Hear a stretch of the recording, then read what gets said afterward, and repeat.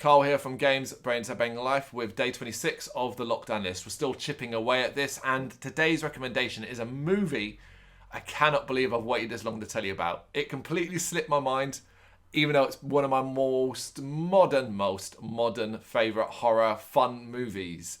It is 2014's Stage Fright, which is a remake of the 1980s Stage Fright, but they're so different. It's a remake in name and name alone. If you are searching for Stage Fright, this movie, you'll be looking for the 2014 one, not the 1980s one. They're two very, very different films. Both slashers, but the 1980s one is not it's not a comedy. It's not a fun movie. Although Stage Fright 2014 isn't a horror comedy, it's a horror musical. Now, hopefully that has made you go one or two ways. Either you're like, well, I'm not watching that, and it's my job to convince you, or you've gone, fantastic. That sounds great fun. Because it is the latter. Now, this is not an easy one to find. This is the problem. Even though it's a recommendation, it's not one of the easiest ones to find. You can find it via nefarious means if that's so your choice. However, if you have an Amazon account, you can rent this. It's not a free Prime video, unfortunately, but it is. You are able to rent it and watch it on Prime for like £2.99 for the SD version and like £2.49 for the SD version, £3.49 for the HD version. Watch it in SD, doesn't really matter. It's worth it. People, I'm telling you it's worth it because this is a fucking blast. It really, really is. It's very, very easy to dismiss it off the bat as being nothing more than a generic slasher movie with poorly done musical numbers. As, you know, the sort of episode you might get in a long-running sitcom, you know, when you always do the musical episode. But this is not the case with Stage Fright. It is a ton of fun, but it's also really gory and really, really dark.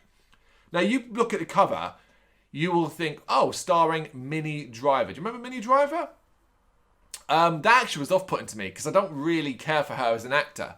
I've not really seen anything good that she was in, so that's kind of off-putting for me. However, if you're the same, don't worry about it. She's dead within the first 10 minutes. She's not a star. She's in the opening and she is killed. She's the star of a packed-out theatre. She's the star singer. The Haunting of the Opera, which is their variation on the Phantom of the Opera. She's got two young kids, Camilla and Buddy. But they're ushered out when they go to greet her and tell her how wonderful she is by her lover, who is Roger, played by Meatloaf. Yes, Meatloaf isn't just in this movie, he has a bigger role than her. And that's great fun. And you're thinking, oh wow, Meatloaf's musical. He actually doesn't sing that much. He does sing, but it's actually up to a younger cast to really sell these songs.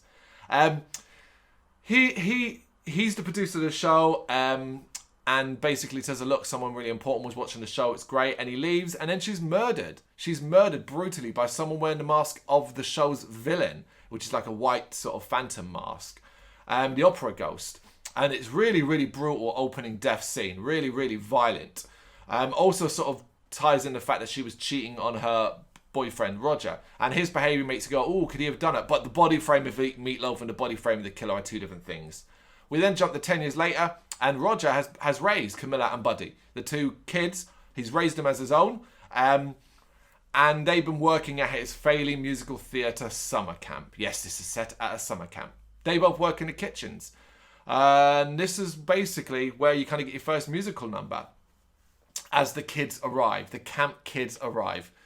The song is basically called We're Gay. And it is, honestly, if this doesn't put the biggest smile in your face, you should probably stop watching it. It's funny, it's well sung, well choreographed. It's got some real tongue-in-cheek moments while being very, very... It's about expressing yourself. That's what it is. It's about this place allows you to express yourself, but also has lots of little in-jokes about certain characters' motivations, certain characters who might be hiding their feelings for others and stuff like that. Great, great fun. And there are loads of musical numbers from this point. Roger, wanting to save his camp, decides to resurrect the Haunting of the Opera, but have the campers basically play the parts.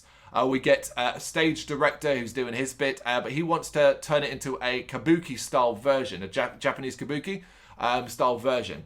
Camilla, hearing this, wants to follow in her mother's footsteps, so decides to audition. Turns out she can sing as well. Roger isn't so pro it, but he eventually goes along with it, and the director of the theatre show is absolutely taken with it.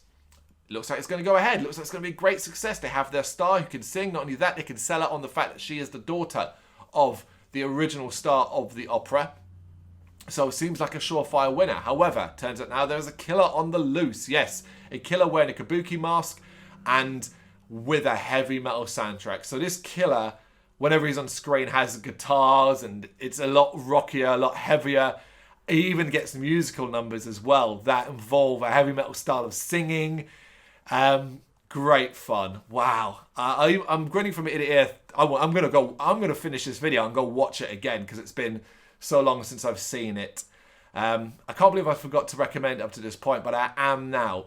As I said, it is one that you will have to pay to rent on Amazon, but I think it's worth it for such a low price. You'll be so entertained, having so much fun with a pretty much forgotten musical horror.